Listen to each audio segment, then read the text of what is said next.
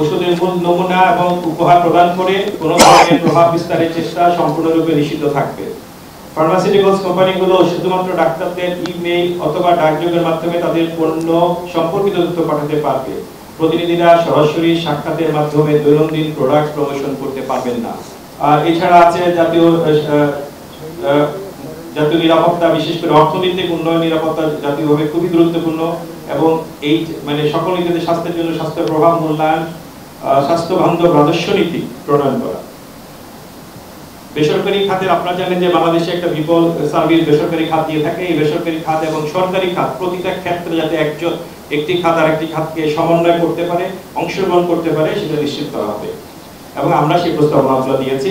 তবে আমরা বেসরকারি খাতে যাতে করে মূল্য নিয়ন্ত্রণ করা যায়, সে প্রতিটি সেবার মূল্য যেন নিয়ন্ত্রিত হয় এবং এই জন্য আমরা একটি পোস্টের প্রস্তাবনা করেছি অতিরিক্ত মহাপরিচালক বেসরকারি হাসপাতাল ও ডায়াগনস্টিক, এর মাধ্যমে এগুলো মূল্যগুলো নির্ধারিত হবে।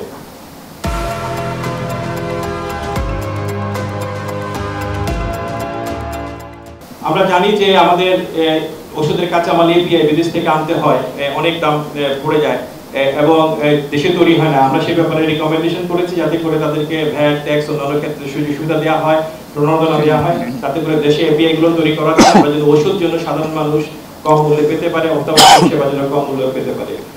অত্যাবশ্যকীয় ওষুধের ক্ষেত্রে আমরা বলেছি 2 বছরের মধ্যে 2 বছর পর কিন্তু লিস্ট করে ফেলতে হবে এবং এটা কিন্তু জনগণকে ফ্রি অথবা ভর্তুকি মূল্যে প্রদান করতে হবে।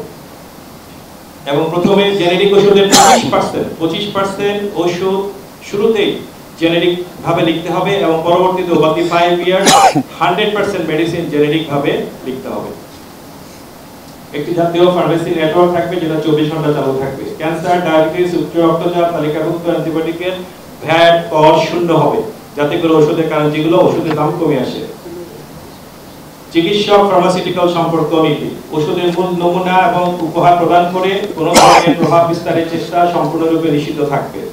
ফার্মাসিউটিক্যালস কোম্পানিগুলো শুধুমাত্র ডাক্তারদের ইমেইল অথবা ডাকযোগের মাধ্যমে তাদের পণ্য সম্পর্কিত তথ্য পাঠাতে পারবে। প্রতিনিধিরা সরাসরি সাক্ষাতের মাধ্যমে দৈনন্দিন প্রোডাক্ট প্রমোশন করতে পারবেন না। মেডিকেল কনফারেন্স করতে গেলেও নিয়মের মাধ্যমে করতে হবে এবং সেটা হলো মেডিকেল অ্যাক্রেডিটেশন কাউন্সিলের অনুমোদিত সিপিডি ক্রেডিট পয়েন্ট নিতে হবে, কারণ এটার ভিত্তিতেই ভবিষ্যতে ডাক্তারদের লাইসেন্সিং যেটা রিনিউ হবে। সিপিডি ক্রেডিট পয়েন্ট না থাকলে লাইসেন্স রিনিউ হবে না। স্বাস্থ্য গবেষণা খাতে আপনি জানেন স্বাস্থ্য গবেষণা খাতে বাংলাদেশ অনেক পিছিয়ে আছে, সেখানে কমপক্ষে বাজেটের 1% যাতে এখনই করা হয় এবং আস্তে আস্তে করে যেন এটা বাড়ানো হয়।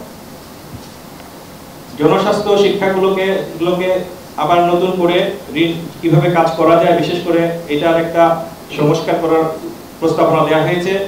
মেডিকেল ইউনিভার্সিটি, সরকারি মেডিকেল কলেজ, অন্যান্য বিশেষায়িত হাসপাতালগুলোকে অটোনমাস করে দেয়া এবং যাতে করে তারা তাদের বাজেট অন্যান্য কাজগুলো অ্যাডমিনিস্ট্রেটিভলি করতে পারে।